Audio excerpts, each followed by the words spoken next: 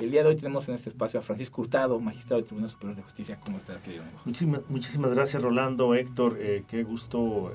Perdón, me habías invitado a algunos... No, por agenda, sabemos que hay quien sí chambea. En las fechas anteriores, pero por cuestiones de trabajo no he podido. Ahora que estoy en el Tribunal Superior de Justicia, pues desde mi inicio estoy en la adscripción del segundo circuito judicial del Estado, que es la región de Jojutla, la surponiente, ¿no? Que son la más tranquila. y pues ha sido además el trabajo, pues la distancia, a veces se me complica llegar, pero te ruego que me disculpes, y a tu auditorio, y pues ahora con mucho gusto, ¿no? Como dije,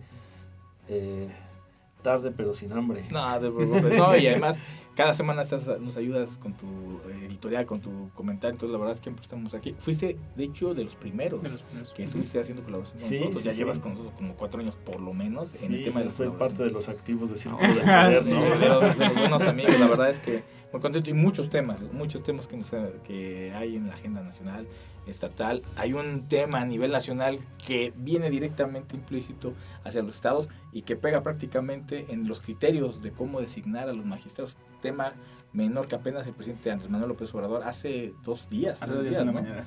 Puso por ahí una propuesta en la cual quiere, palabras más, palabras menos, y que me corrijas, pues que la designación ahora de los magistrados se haga una especie de elección popular en la cual la sociedad termine decidiéndolos y eligiéndolos en lugar de en el criterio en el que este momento se hace, por ejemplo, los que pasa por los congresos, y que a lo mejor se politice, ya lo que hablábamos de pronto en el espacio pasado con Cipriano Sotelo, que las decisiones que pasan al Congreso, asumiendo que todos vienen de partidos políticos, pues desgraciadamente se termina politizando, pero eso ha generado mucha especulación. ¿Qué opinión te merece? Para empezar nomás por ahí. Para empezar, pues fíjate que la propuesta es buena, considero, en temas de globalidad, porque en algunos otros países, no nos vayamos tan lejos, Estados Unidos elige, por ejemplo, fiscales y algunos cargos de ese tipo de manera directa, ¿no? A través de una elección. Sin embargo, pues es un país con una cultura distinta. México, creo que hasta este momento no estamos preparados todavía para una elección directa, para elegir a los magistrados.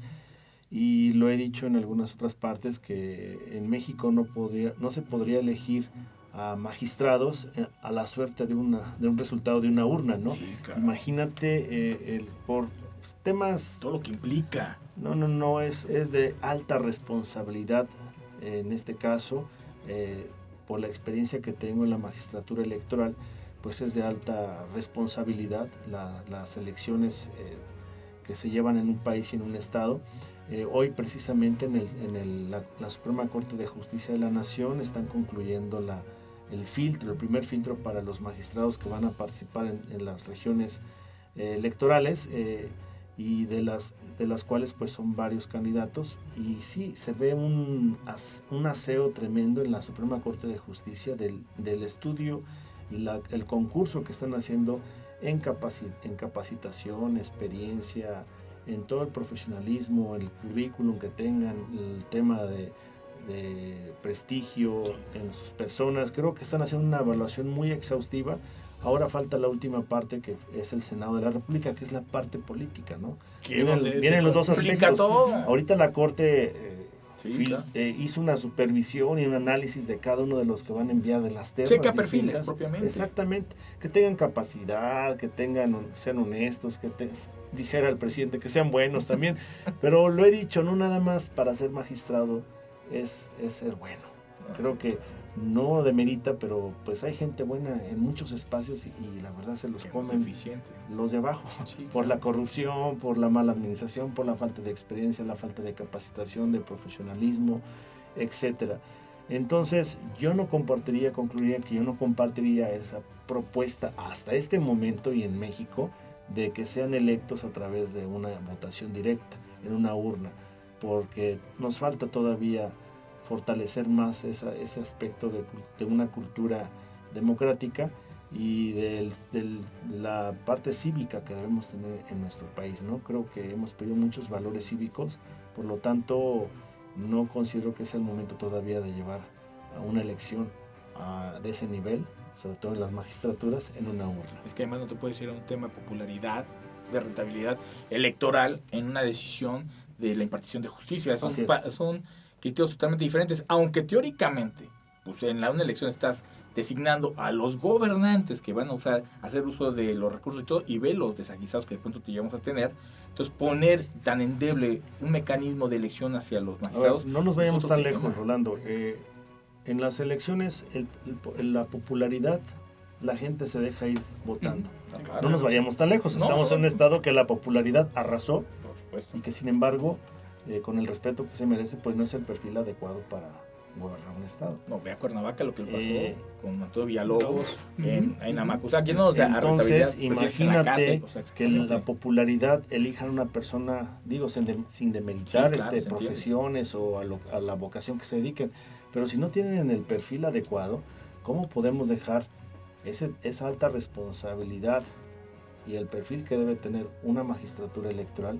Creo que sería, en este momento no estamos preparados para todavía. Y mira que está muy endeble el sistema de decisión, porque al final de cuentas termina de pasar, como dices tú, de la Suprema Corte de Justicia al mejor perfil, a bajar al Senado al mejor cuate, ¿no? Si ya ese mecanismo es bastante endeble para nosotros, ponerlo a discrecionalidad de una rentabilidad electoral, pues mejor no me quiero imaginar, Héctor. Doctor, parte del tribunal y de todo esto que está viviendo hoy en el Congreso aprueban un dictamen por parte de la Suprema para el tema de la ampliación. ¿Cómo lo ves tú desde esa parte como magistrado? ¿Qué tanto de beneficio le va a traer al Poder Judicial? ¿En qué sentido? En que aprueban el dictamen de la Suprema Corte de Justicia de la Nación, donde le estaban el 2% del presupuesto al Estado, y hoy en el Congreso local, en la comisión, lo aprueban, en la Comisión de Hacienda lo aprueban para mandarlo al Pleno y pueda ser votado. Esa ampliación presupuestaria que tienen hasta el viernes, porque si no recaen en desacato. Sí, se refieren a la acción a la controversia constitucional. Sí, la que interpuso que se interpusieron y que se dio un resultado y que debe dar cumplimiento sobre el presupuesto del Estado, exactamente, que es el 4 punto y fracción. Sí. Bien, considero que pues no hay ya manera de opinar. Es una decisión, es una resolución judicial de la más alta esfera por la cual se debe dar cumplimiento. Sí, ahorita el Congreso creo que debe pues arrastrar bien el lápiz en los números para ver de qué forma va a hacer una reestructura, una reingeniería financiera para dar cumplimiento. Creo que no hay vuelta de hoja, únicamente pues aquí es la parte de dar cumplimiento a esa sentencia, a esa resolución, y que pues la autonomía financiera o la autonomía de un poder, que son de los tres de los que se divide el Estado, que en este caso el Poder Judicial, pues creo que debe ser respetable. Es uno de los temas que siempre se debe hacer valer, la autonomía y la división de poderes, ¿no? Y en este caso, que es la parte financiera, que se ganó a través de una controversia constitucional, creo que pues debe de cumplirse. Pero que además, de manera implícita, asumimos que cuando se ejerza, que ya tiene que ser, ya es mandatado, va a ayudar a despresurizar precisamente el tema de la economía al interior del Poder Judicial, y van a empezar a poder ver temas importantes como la ley digital, ¿no? Que decía el presidente Jasso que no se había podido transitar por la falta de liquidez para el equipo y todo este asunto. Entonces, teóricamente, de manera implícita, pues tiene que mejorar la aplicación de la justicia en el Estado, ¿no? Sí, la modernización de la justicia creo que es prioritaria en este momento en dos aspectos: la parte financiera, para poder instrumentar todos los mecanismos de cómo se va a materializar, y por otra la parte de reforma constitucional, ¿no? Se tiene que hacer una reforma constitucional en la cual se establezcan las leyes secundarias para que también se armonicen en todos los estados y se pueda implementar una justicia digital integral. Que además es necesario porque hay una nueva realidad. Dicen nueva normalidad, no, ya es una nueva realidad que se ha vivido con la pandemia. Parece que se está despresurizando el asunto, Héctor, pero de todos modos tenemos que preverlo, ¿no? El tema de poder hacer las sesiones virtuales, muchos temas se tienen que ajustar, incluso los procedimientos para que se pueda vivir esta nueva normalidad, pero mucho de ello implica también el tema de recursos. A final de cuentas, mucha gente se queja porque dice, es que todo es dinero, pues en muchas cosas, por desgracia, sí. Sí, creo que debemos de iniciar ya también en estas vías de la parte cibernética.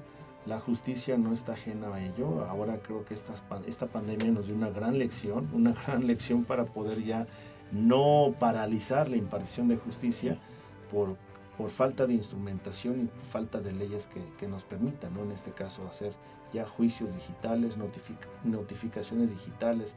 Se ha avanzado con el presidente Jasso en la firma electrónica, en las citas para poder llevar a cabo audiencias, pero sin embargo creo que sí nos falta fortalecer esa parte que es, no descansaremos hasta tener una justicia digital integral en el Poder Judicial del Estado de Morelos. Y que se habla de un par de cientos de millones de pesos, porque recuerdo que estaban hablando de que había un déficit de 500 y de los cuales eran como 200 que se querían aplicar a ese rubro. Entonces no es un tema menor y es un reclamo también del sector, porque ves las barras de abogados que se pronuncian que cada vez que de pronto, afortunadamente estamos en verde y parece que se está despresurizando, pero cada vez que decían pues vamos a detenernos, lo primero que hacían todos decían, no, pues es que no se puede detener la justicia, porque ya a lo mejor como experimento en el momento en que fue la primera el primer momento en el que nos fuimos todos a casa, pues dices, bueno, pero ya ahorita ya hay una experiencia, son 2 años y hay que estar previendo ese asunto. Sí, la verdad, pues hay dos partes importantes, 2 sectores fundamentales. El primero, los justiciables. Creo que no se le puede negar la impartición de justicia.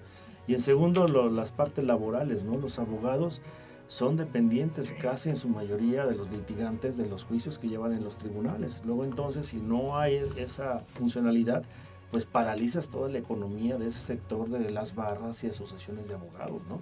Entonces sí es muy importante y que de cierta forma tiene un impacto social en el Estado y en el país. Por ello sí es fundamental establecer los mecanismos de justicia digital. Tema no menor. Magistrado, bien, ya este año se desocupó una magistratura y para el próximo año vendrán 2 espacios más. Creo que estamos ahí estábamos con el tema, en lo cual también, al parecer también es la presidencia, ¿no? Y lo cual el Poder Judicial entrará en esta alterna de la presidencia. ¿Qué decir al respecto? Sí, en este momento hay 2 magistraturas acéfalas todavía que le falta designar el Congreso del Estado, que es la que dejó la magistrada Ana Virinia, que estaba en el Tuja, y la magistrada Nadia Luz también, que era del Poder Judicial del Estado. Entonces, pues se esperarán las convocatorias que emita el Congreso del Estado, y para el 2023 y también terminarán su periodo unos compañeros y compañeras magistradas. Pues esperaremos el momento para que pues el Congreso haga lo propio y pues poco a poco también creo que así como se inicia se concluye, ¿no? Sí, en este caso pues voy yo escasamente 8 meses en el Poder Judicial y pues vienen cosas muy interesantes, lo acabas de mencionar, el 17 de mayo, de acuerdo a la Constitución y la Ley Orgánica, pues se debe de renovar la presidencia del Poder Judicial. Por supuesto que todos tenemos el derecho de participar, los 18 magistrados y magistradas que somos parte del Pleno tienen el derecho de participar. Sin embargo, en diversas reuniones que hemos tenido con algunos, y quiero aclarar, pues yo he hecho la propuesta de que se haga una elección de una candidatura de unidad. ¿Por qué? Porque se ha tenido la experiencia de que en procesos pasados se llega a la fractura y a la polarización del mismo Pleno. ¿Qué experiencia? Pues con esa experiencia que se ha tenido de mal gusto, pues creo que debemos de aprender y impartir un sistema de una elección democrática, por supuesto, pero muy razonable, ¿no? Y de mucha prudencia y sensibilidad y de conciencia.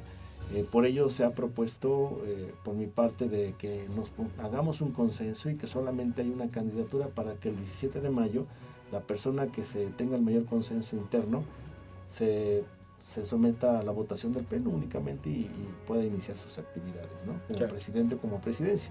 No queda también la participación de nuestro presidente que de manera de hecho notorio, pues en algunos medios ha mencionado que también tienen la intención de reelegirse.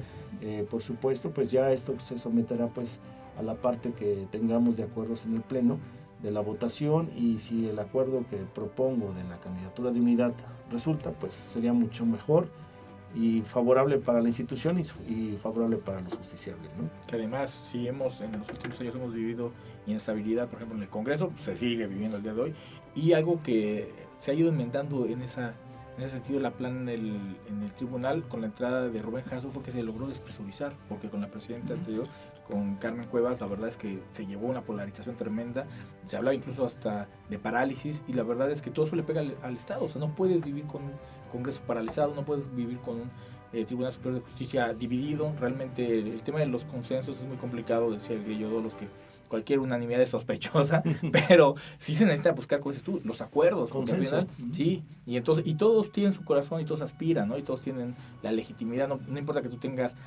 8 meses y otro tenga 13 años, a final de cuentas la capacidad y por algo están ahí. Entonces el llegar a los acuerdos es muy importante porque a final de cuentas, primero es un mensaje importante hacia afuera, de estabilidad y de gobernabilidad al interior.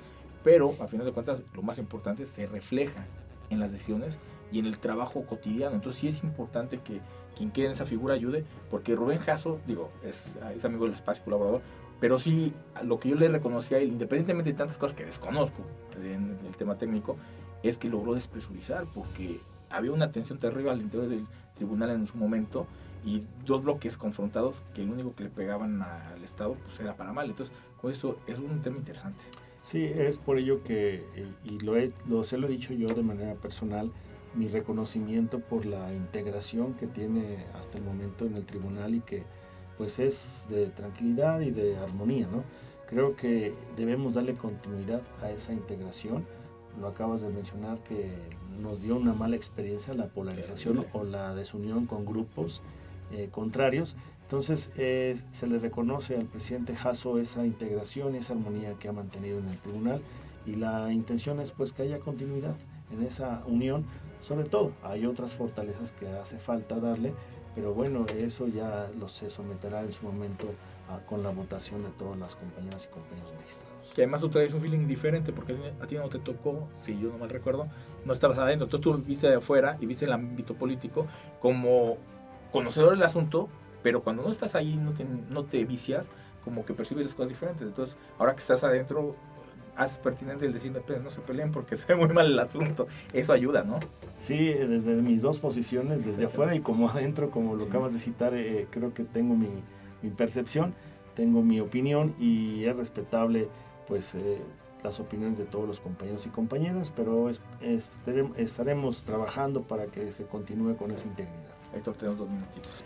Doctor, ¿y qué fue lo que dijeron los demás magistrados? ¿Están en la misma sintonía con usted? ¿Coinciden con este punto? Coinciden, creo que punto número 1 es la unidad, mantener la unidad del Tribunal Superior de Justicia, de todos los compañeros. Número 2, yo he estado proponiendo temas muy importantes como es la modernización, que también la acabas de tocar, que es de la justicia digital integral. Número 3, tenemos que reestructurar algunos mecanismos para evitar la corrupción. No podemos decir que no haya, ni sería una ofensa a la inteligencia de los que nos escuchan, que decir que no hay corrupción.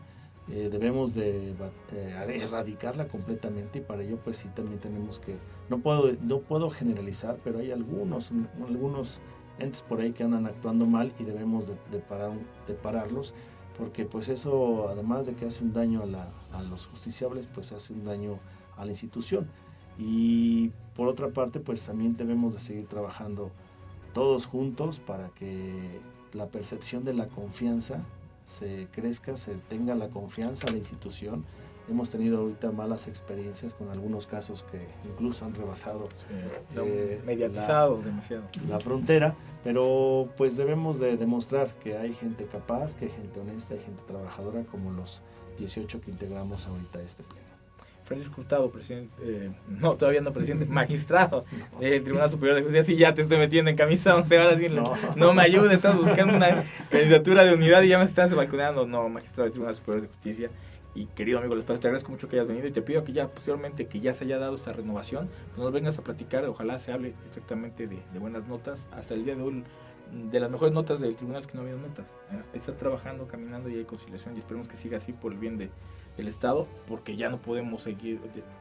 Está colapsado en este momento el Congreso, evidentemente hay una crisis política, se tiene que dirimir, y el Tribunal Superior de Justicia va caminando bien. Esperemos que siga en esa tesitura, porque el tema de los justiciables... Y algo que faltó, que con esa autonomía financiera y con el presupuesto que falta darle, fortalecer los salarios de la clase trabajadora. No me refiero a los magistrados, sino a la clase trabajadora, que realmente día a día, sin distinguir, se deben de fortalecer y darle una igualdad de salarios a toda la gente, a todo el personal. Creo que es muy importante el fortalecimiento del salario de todo el personal que labora en el tribunal. Magistrado Félix Hurtado, te agradezco mucho que hayas venido. No, al contrario, Héctor, Rolando, qué gusto, qué placer. En verdad, qué bonita tarde. Es tu casa, te agradezco.